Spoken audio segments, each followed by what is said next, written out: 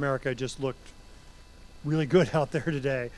Yeah, they look like 100 years old, right, in their history.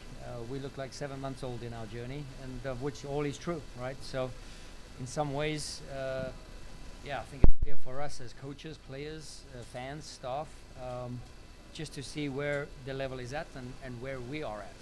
And it's almost a relief in many ways because we've been living in a fairy tale and a dream world, and sort of proving people wrong the whole way.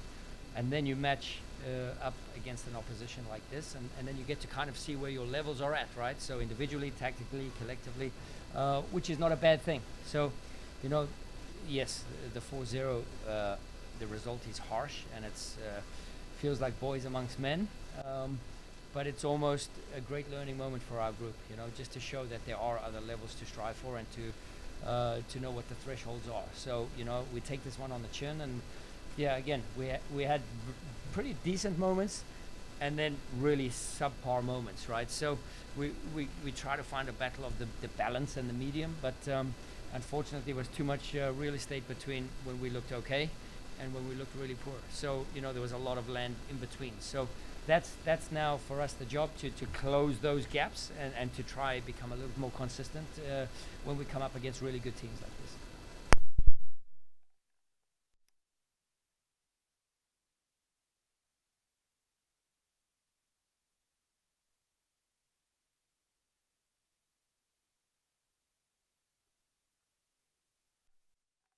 By 74, right? So, and it's a little drop of the shoulder, it's a little touch of the outside of the boot, it's a give and go, it's a 1-2.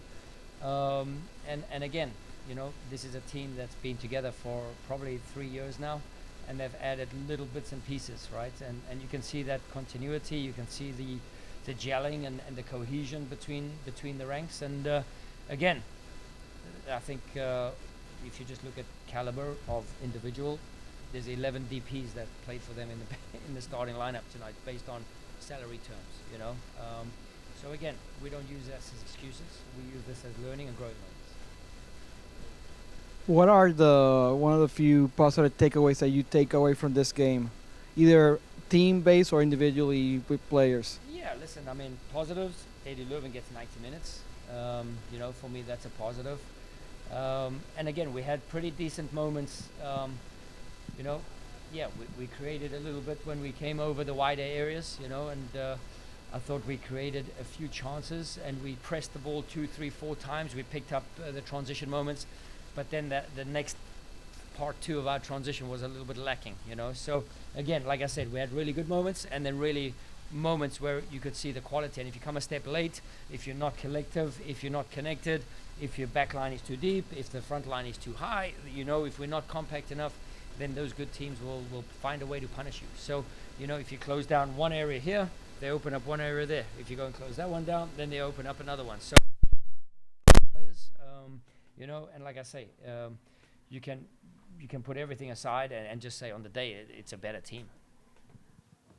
Coach, we spoke earlier this week. You talked about the focus on plan A, and should that not work out, we turn to plan B. I know you've had 15 minutes, but have you given plan B any thought, and what's that going to look like this next month? So yes, we've just told the players. Some guys will play City 2. Club America use our facility tomorrow, so we won't be in, and we'll take the next couple of days to regather our thoughts.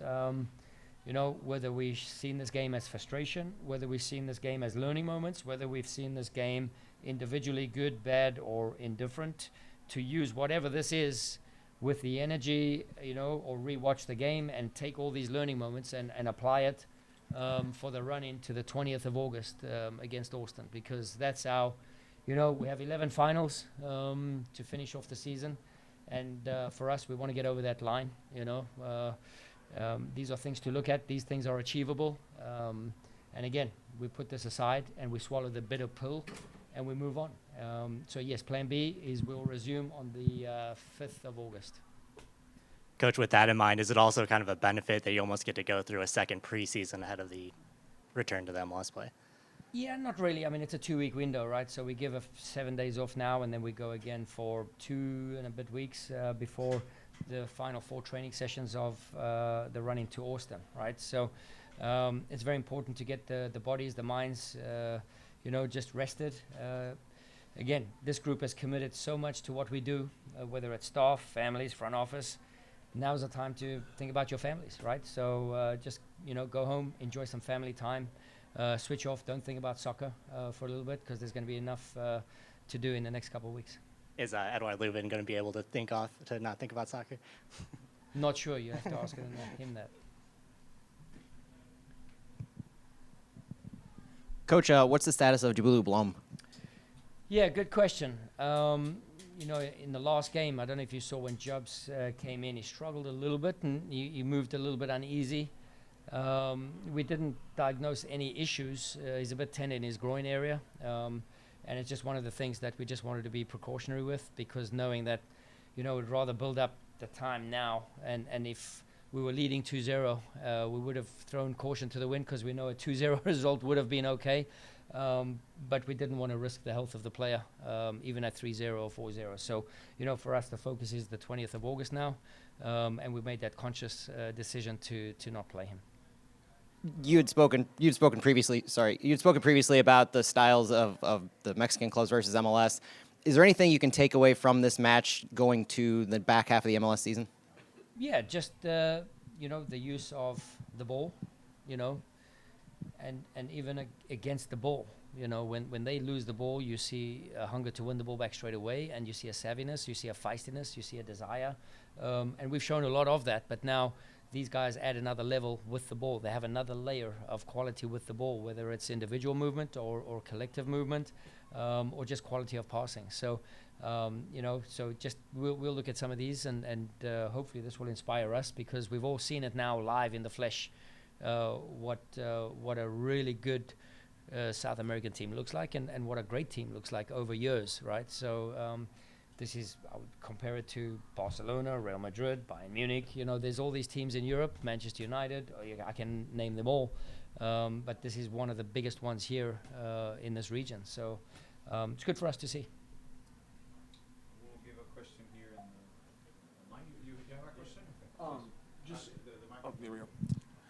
We talked at the beginning of the year, you were going to play this high press, and eventually at some point St. Louis Heat was going to start to get to you guys a little bit. A lot of pressing tonight. Your guys never gave up. Where are you at right now with your impression of this team's fitness level and going into this break?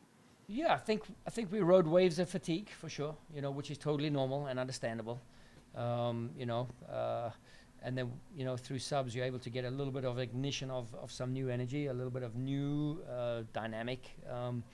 And then we go again, and then, guys come in and fatigue quickly, because they give everything really early when they get subbed on. So, and again, the guys, we gave it everything in terms of a physical output. And, again, we had really good moments and really poor moments. So, again, there's just a couple of different area codes between those two. So we just have to minimize some of the stuff and learn out of it, and really believe when we go, the other one's coming just behind. And unfortunately it was almost like a chain reaction, a little bit too slow, not really proactive.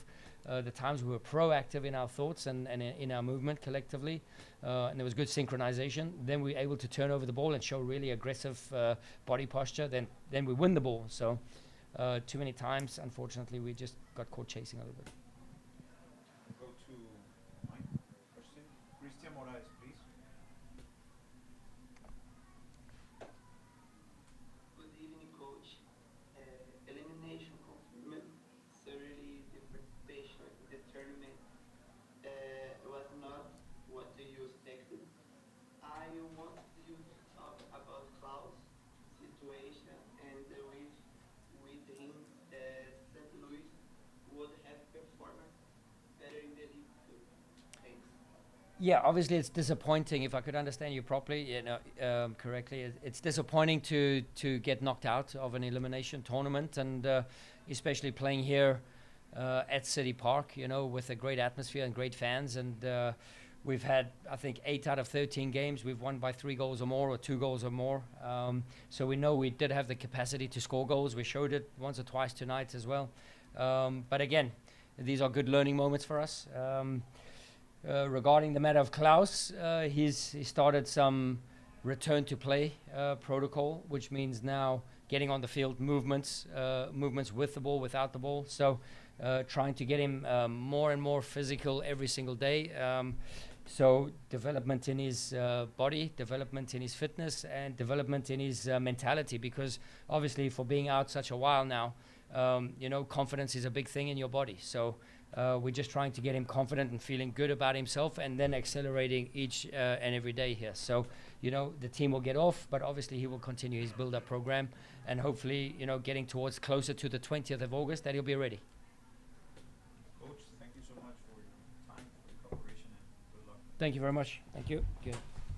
Thank you, Brad. Thanks, Tom.